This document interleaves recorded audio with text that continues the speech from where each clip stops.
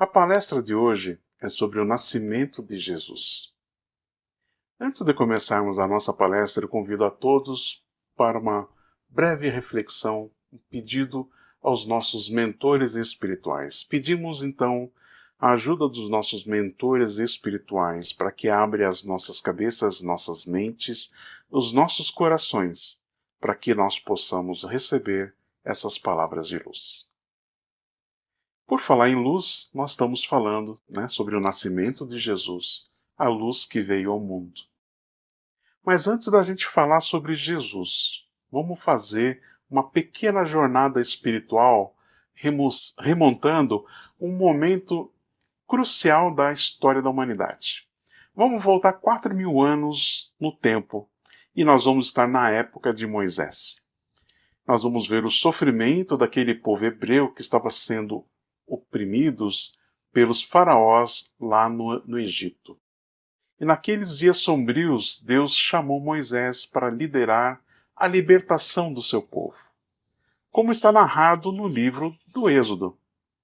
Então Moisés, conduzido por uma fé inabalável, tornou-se um instrumento divino que abriu os mares, Vocês lembram dessa passagem? O exército egípcio estava encurralando o povo hebreu que estava no Mar Vermelho, e aí Moisés, através do dom dado por Deus, com seu cajado, abriu o Mar Vermelho, o povo pôde passar então em segurança, e o mar se fechou sobre aquele exército extremamente bem treinado que estava atrás deles. E aí esse povo deu início à caminhada à Terra Prometida. Bom, essa libertação foi mais do que uma vitória física. Ela foi uma mensagem espiritual sobre a liberdade da alma. Mesmo assim, o povo hebreu, ao longo da sua trajetória, enfrentou diversos desafios.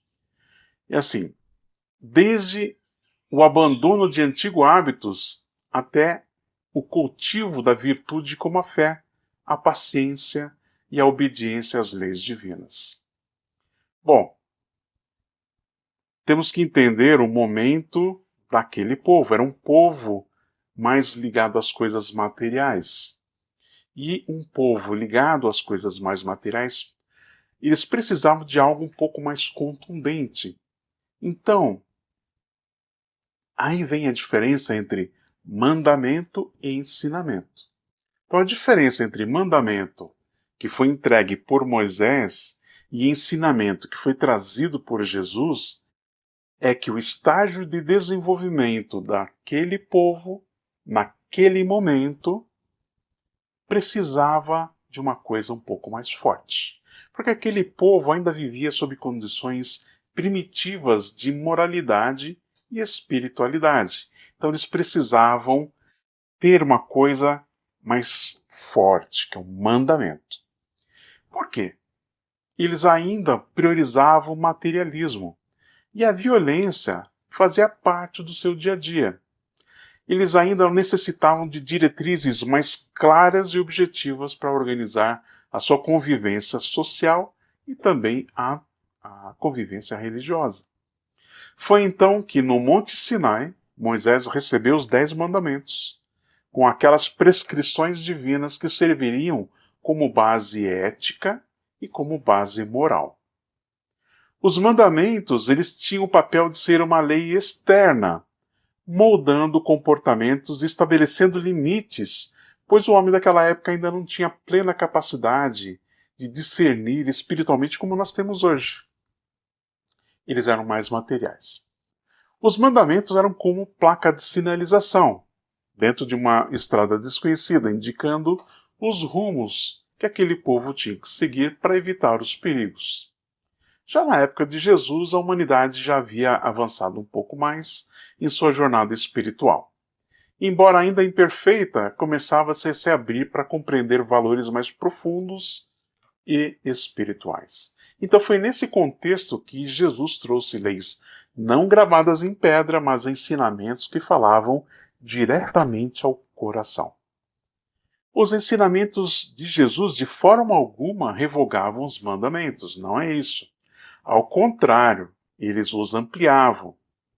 Então, enquanto os mandamentos dizem não matarás, não roubarás, Jesus ensina: amai os vossos inimigos, perdoai 70 vezes 7, perdoai sempre, quantas vezes for necessário. Então, ele apenas não proíbe o erro, mas mostra o caminho para o amor e para a virtude. Se os mandamentos eram uma lei externa, os ensinamentos de Jesus são uma lei interna, que convida cada um a refletir para a sua própria transformação de dentro para fora. Ele nos guia para além do simples cumprimento de regras. E ele nos convida para a vivência, para vivenciar essa moral mais elevada, que está baseada no amor e na caridade. E aí? Uma coisa que pode estar passando na sua cabeça. Tá, mas eu sempre escutei que as pessoas deviam ser tementes a Deus. Então, interessante, o temor a Deus, isso é respeito ou é medo? Bom, essa expressão pode, à primeira vista, sugerir medo. No entanto, é importante compreender o contexto histórico e cultural dessa terminologia. Na época de Moisés, o temor a Deus estava associado a um respeito profundo pela autoridade que Deus impunha e pelo poder que ele tem, que era manifestado de forma grandiosa. Perceba, eles viram o mar se abrir, eles viram os trovões e relâmpagos quando foi revelado os 10 mandamentos. Então, esse temor, ele era necessário para aquela época, naquele contexto histórico, para educar um povo ainda imaturo espiritualmente, que precisava reconhecer a soberania divina como um princípio inquestionável. Com a vinda de Jesus, esse conceito foi totalmente transformado. Ele nos ensinou que Deus não é um Senhor a ser temido, como um tirano, mas como um Pai amoroso, justo e bondoso. Jesus revelou o rosto paternal de Deus, que acolhe os filhos pródigos, perdoa os pecadores arrependidos e ama incondicionalmente as pessoas, todos os seus filhos. O temor a Deus no contexto do Evangelho deve ser entendido como reverência e respeito, não como medo punitivo. É a consciência da perfeição de Deus, de sua sabedoria e amor, que nos inspira a caminhar no bem, não pela força do medo, mas pelo desejo sincero de honrar a sua bondade. Então, esse era o cenário da época, o contexto. Agora vamos avançar um pouquinho na linha do tempo para o momento em que o povo judeu, 2000 anos depois de Moisés, acabaram sob o domínio do Império Romano. Então eles viviam numa forma de opressão, mas não era mais a escravidão, não era mais aquela escravidão física, mas era ainda uma forma de opressão. Além disso, eles estavam presos a rituais, a dogmas rígidos e interpretação literais da Torá, que às vezes obscureciam a essência espiritual. E havia dentro dos corações dos homens e mulheres comuns a esperança que o Messias viria para libertar-nos. Isso vibrava dentro dos seus corações. Mas, infelizmente, havia um profundo desequilíbrio moral e espiritual. E acabava sendo refletido através das desigualdades, as injustiças, porque ainda predominavam os valores materialistas. Então tinha pessoas ricas, pessoas pobres, como nós temos hoje, fruto de valores essencialmente materialistas. Então foi nesse contexto que a providência divina, no ápice de sua sabedoria e amor, enviou Jesus Cristo, a luz do mundo, um ser que já era perfeito há 4 bilhões de anos atrás. E ele veio então para guiar a humanidade na senda do amor e da verdade. O nascimento de Jesus aconteceu numa cidade pequena, numa manjedoura humilde, que simboliza a simplicidade e a pureza necessária para a verdadeira conexão com Deus. Ele não nasceu em palácio. Ele não era rico. Ele nasceu entre os mais simples, demonstrando que a grandeza divina não está na pompa, mas no coração. Jesus trouxe ao mundo o entendimento do amor incondicional, ensinando que a verdadeira riqueza está na prática do perdão, na caridade e na humildade. Suas palavras e ações foram convite ao autoconhecimento e à reforma íntima, para que cada um pudesse libertar-se das prisões que nós mesmos criamos através do orgulho e do egoísmo. Então, a vinda de Jesus foi um ato de infinito amor e misericórdia. Ele veio nos mostrar que o reino de Deus está dentro de nós, que a felicidade real não se encontra nos bens materiais. Perceba, às vezes você fala assim, poxa, mas eu me sinto tão vazio por dentro. E às vezes não é porque você tem problemas materiais, às vezes você tem tudo materialmente, mas você ainda se sente vazio. Porque está faltando amor para poder brotar aqui dentro do seu coração. Então a felicidade real não se encontra nos bens materiais, mas na vivência das virtudes espirituais. Então a presença de Jesus iluminou os caminhos sombrios da humanidade, trazendo esperança a quem sofria e despertando a consciência para a prática do amor. E não é amor só a você, mas amor ao próximo. E aí, eu queria trazer para você como é que eu trago isso para a minha vida hoje.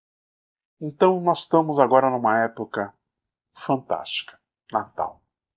Então, eu convido a todos para uma reflexão entre o Natal e o Ano Novo. Nós deveríamos fazer essa reflexão todos os dias, mas vamos fazer agora entre o Natal e o Ano Novo.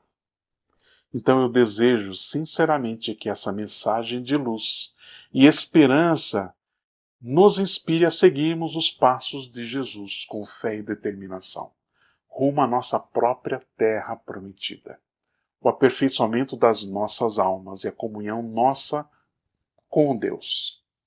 E que nessa época especial do ano, entre o Natal e o Ano Novo, possamos dedicar um momento à prática do perdão.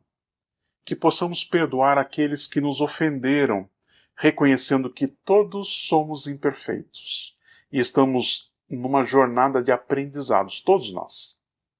E que também tenhamos a coragem de pedir perdão por nossos erros, com humildade e sinceridade.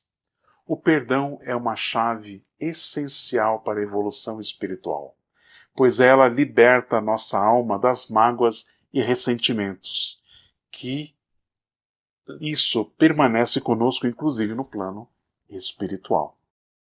Então, permita que o amor e a paz floresça no seu coração. E é que nós tenhamos dentro de nós o reino de Deus, aquele reino que nos aproxima mais do exemplo de Jesus, que em sua infinita bondade perdoa até mesmo aqueles que o crucificaram. Então vamos aproveitar esse momento para renovar nossos votos de amor, fé e fraternidade.